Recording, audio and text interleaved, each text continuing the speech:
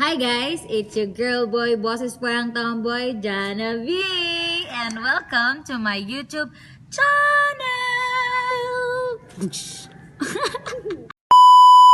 So guys, for today's video is about getting to know me. Sino ba talaga si Jana May? Si Jana B, si Jana M, si Jana Mendez, yes yo! Getting to know me muna guys, because this is my vlog this is my first time vlogging. Finally guys, after a decade. After so many years, naka-vlog na talaga ang tita mo. Kasi kailangan na pera. Namumulubi na po yung tita nyo. So yun guys, this video is about getting to know me. You know that one, getting to know me guys. So without a further ado, let's go. First, number 1, my name. So what's my name? My name is LV Jana V Mendez. That's capital LV space Jana V Mendez, and my LV means Lourdes Vincent. Yes, that's the name of my mother and father's name. So yun guys, ang haba na pangalan ko nung bata ko. Kawawa ako nung bata ako eh. Ang taas na pangalan ko sa papel, hindi na kasya. Yung Mendez ko na sa baba na ng papel. So yun, my name is LV Jana V Mendez, but yung nakalagay naman sa birth certificate ko guys is LV Jana V Mendez. Di na kinumpleto kasi parang naawa na yung parents ko sa akin. Second, where do you live? I live in Bugu, Cagayan de Oro City, Misamis Oriental, Philippines. Charis, para Miss Universe. Yes, I am proud Bisdak girl. I am Bisayang dako. Tagalog ra ko guys kay para makasabot pud ang uban kay napud ko Tagalog friends. That's why I'm talking Tagalog and English and not Bisaya. So para maintindihan ng lahat. Yes, I'm a proud Bisdak girl and I am from Cagayan de Oro City, Misamis Oriental.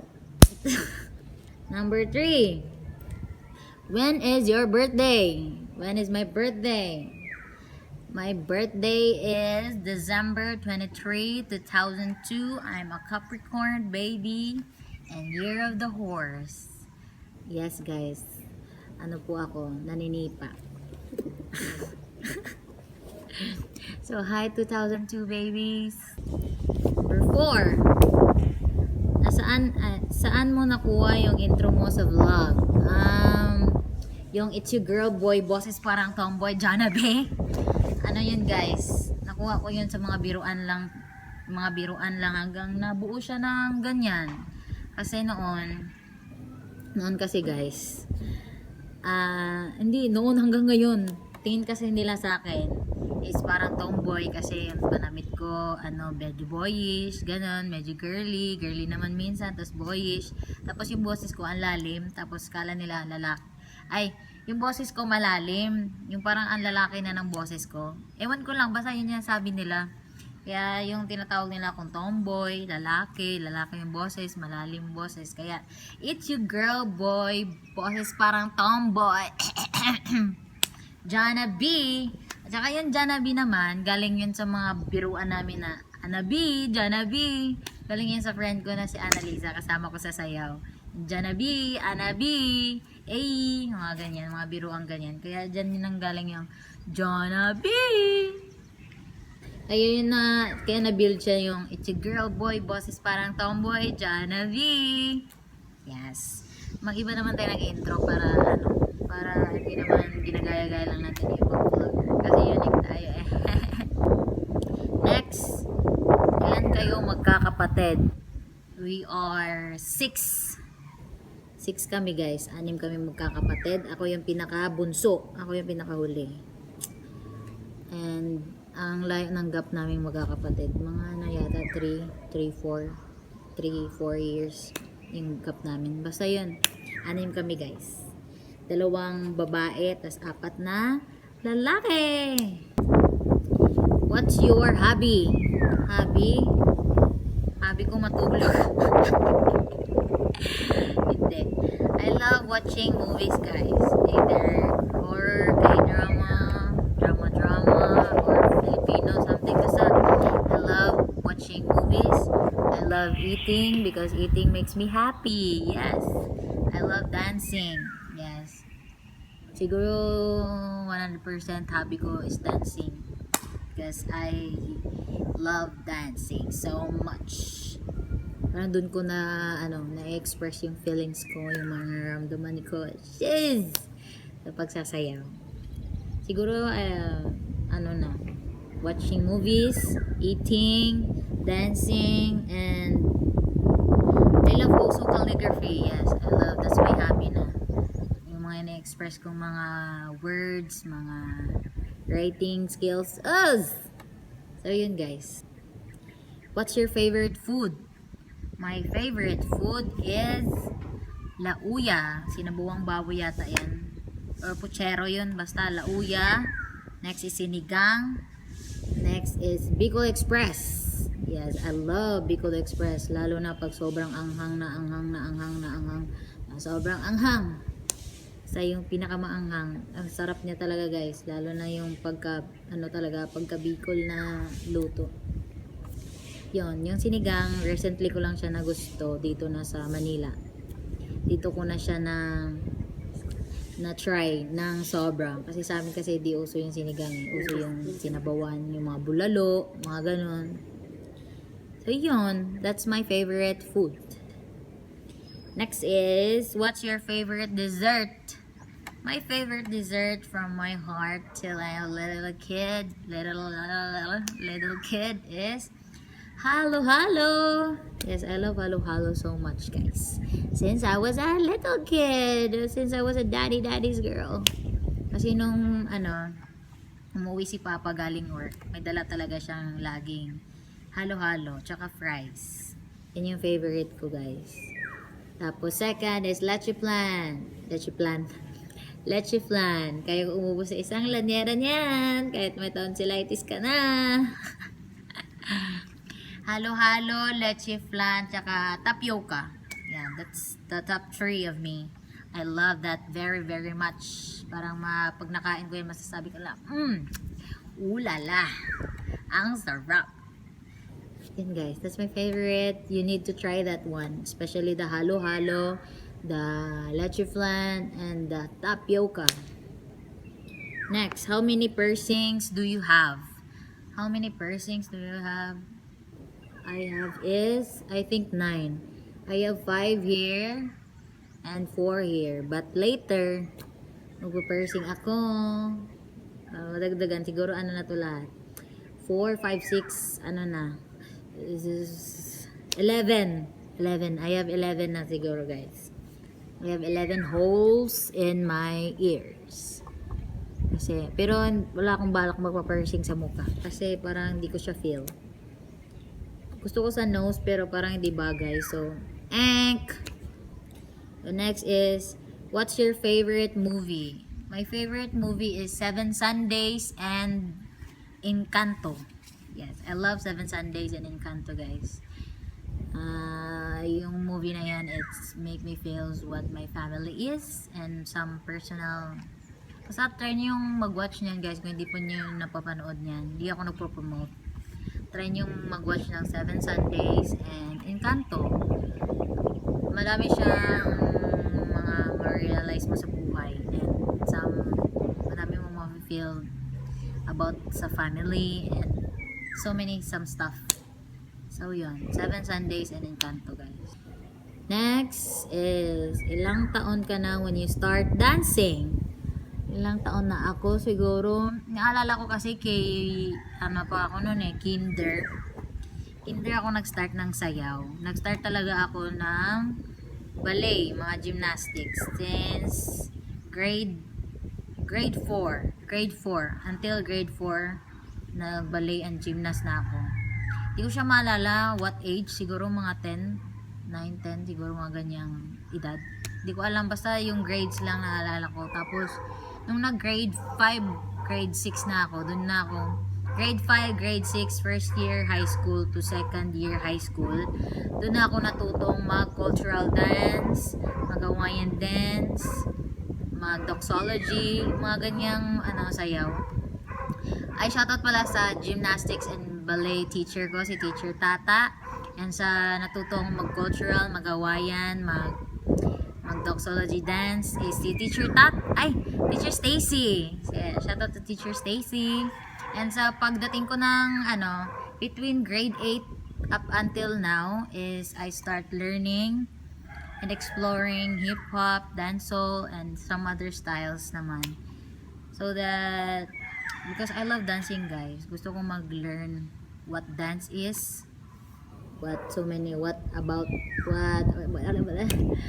meron sa sayaw, anong meron sa ganyan, ganito. Up until now guys, di ko siya kayang tigilan di ko siya kayang tigilan yung pagsasayaw ko. Parang I will not stop dancing until I grow up, and until I have many babies until I have a husband, and basta kahit magkapamilya na ako, hindi ko siya titigilan guys, because dancing is within my heart, my soul, and my eternity. Ay! Ginawang Diyos eh. So guys, I love dancing talaga. So yun, hindi ko na siya maalala, basta until now I am 21 years old. I am still dancing and exploring about dance, all the dance styles, ganyan. So yun. Next is what kind of friend you are. What kind of friend I am? Maliit naman ko. Sharing. Guys, siguro I'm a people pleaser, but parang ina-adjust ko na yung pagiging people pleaser ko guys. Yung parang kahit busy ako on that day, I will be free for you, like that. But now kaya ko nang mag-say no, say some reason na ayoko, ganyan, okay lang ganyan. Ina-adjust ko na guys, kasi hindi siya hindi siya okay yung magiging people pleaser ka. Ganyan akong friend, and siguro kaya kitang paprotektahan. Charing! Naging Captain America, Barbas.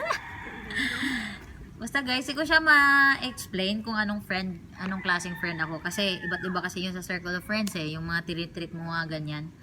Pero hindi naman sa ibang circle friend, ganyan ako, ganyan. Yung parang hindi mo alam kung anong mafe-feel nila, kung ano bang klaseng friend ako, kung ganito ba ako sa kanila o ganyan. Basta main ko guys, I'm a people pleaser friend. Yes, that's it.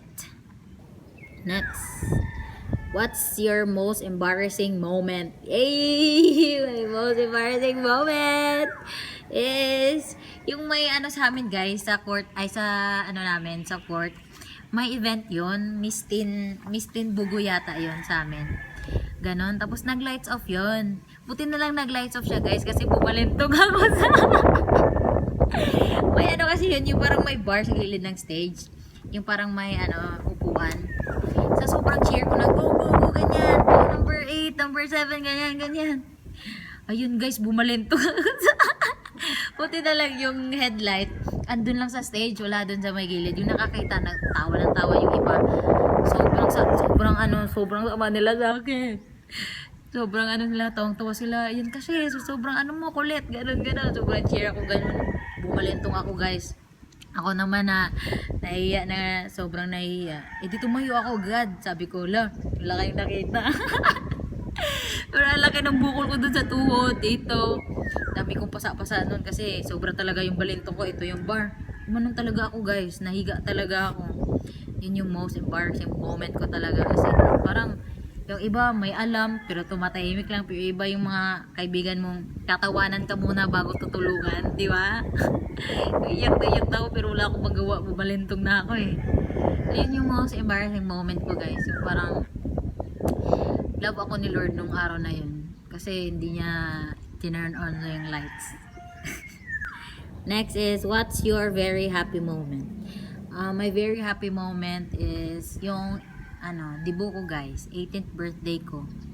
Kasi yun, parang unexpected siya na. Kasi yung Nag-usap na kami ni Papa nun guys eh. Sabi ko, yung pera na lang nihahanda niya, ibibili ko na lang ng camera. Kasi nga, balak ko nga mag-vlog. Bibili ko na lang. Eh, nung araw na yon pumunta ako sa mga bilihan ng camera. Walang amount na yun, parang walang amount na yung binigay ni Papa na pera. Walang amount na ganun. So, yun, naghanap ako ng, ng option. Yung binigay ni Papa, binili ko na lang ng cellphone. Ito yung ginagamit ko ngayon yan. Yung camera na yan. iPhone yan guys. iPhone 6 Plus. Yan. Yan na lang binili ko. Tapos yung sobra, wala. Binili ko na lang sa sarili ko. So yun guys. Bala ko sana talagang mag-vlog noon pa. So yun yung the best moments ko kasi yung mga kuya ko nasa ibang lugar na umuwi talaga on that day. Pero yung araw na yun, yung birthday ko, umalis ako noon. Bali nag-celebrate ako ng birthday ko ng jowa ko. Ay, nag-celebrate ako ng 18th birthday ko kasama yung jowa ko. Bali kami lang dalawa nung araw na yun. Umalis kami, pumunta kami ng mall, ng ibang lugar, ganyan, kumain kami. Tapos yung jowa ko pala, may plano pala sila ng pamilya ko at saka pamilya niya na i-surprise ako nung araw na yon kasi expect ko walang handaan sa bahay, wala talaga ganyan, as in promise, swear to God, wala akong ina-expect kasi binigay na nga sa akin yung pera. So yun na nga, pagkagabi nun pumunta kami sa Sanggipsal. Andun pala yung kapatid ng jowa ko, nagkain kami sa Sanggipsal, nilibre niya ako. Tapos sabi ko, lo, ba't pa yung mga ganto-ganto pa? Tapos first time ko yun guys. Sobrang happy ko ng araw na yun. Umaga hanggang gabi. As in. Tapos ito naman yung jowa ko. Pinapabilis niya mag-uwi. Hindi pala pinapabilis. Parang inaano niya na. Wag muna tayong umuwi. May hinihintay lang tayo ganyan. So ako naman, wala naman akong expectation. Di sabi ko, sige, wala din naman akong inaantay sa bahay. Hindi naman ako nagmamadali. So ganun. Hanggang sa umuwi na kami, dinaanan namin yung mama at papa niya sa mall. So umuwi na kami. Pag-uwi ko, kala ko uuwi na yung jowa ko kasi nga tapos na kaming gumala. Sabi niya, sige, samahan na kita sa bahay niyo, ihatid kita. Paghatid, andun na pala yung yung kuya ko, yung ate ko, yung kapatid ng mga mama ko. Basta kompleto kami guys, mga pamangkin ko. Yun na guys. Nakahanda na dun sa table namin, mga birthday cake, mga handaan. Tapos sabi ko, lo, ba't may ganito? Sabi ko, wag na maghanda, diba? Kasi binigay na yung pera. Yun the best feeling, guys. Yung birthday ko talaga. Basta daming happenings na nung araw na yun. Hindi ko lang siya ma-express ng, kasi long story talaga siya. But that's my favorite day and event. And that's my happy moment. Next. What makes you angry or pikon? Siguro napipikon ako sa yung paulit-ulit. Yung tinatanong ka, nasagot mo na, tapos tatanungin ka ulit, di ba? Sino ba naman di maiinis? Don! Yung nasagot mo na, oo, sige, ganyan. Diyan, si na ganyan. Ay naman talaga. Mapipikon pa ako, pero pag parang sinasadya mo na paulit-ulit, ay magagalit na ako sa iyo, be. Parang sobra ka na, stop ka na, dyan ka na lang. Kasi parang, saan mapipikon ako sa mga ganyan. Tapos yung mapipikon yung kalabit ng kalabit, tama ba? Yung tawag, Tagalog, kalabit. Ginaganon. Napipikon ako sa ganyan. Yung dyan. Uy, ganyan. Napipikon ako ng kalabit na, yung parang yung iba trip lang, yung iba ganyan. Napipikon ako sa ganyan, yung mga kalabit na ganyan. Tapos, yung din, be? Siguro yung mga gamit na hindi ka nagpapaalam sa akin. Tuntukin kita eh. Chas! Sana nagagalit lang, mapipikon ako sa mga ganyan. Yun lang naman. Yung iba naman, mga pikunan lang na di naman masyadong seryoso. Next is, what makes you sad? Wala, sad na din ako ngayon eh. Siguro what makes me sad?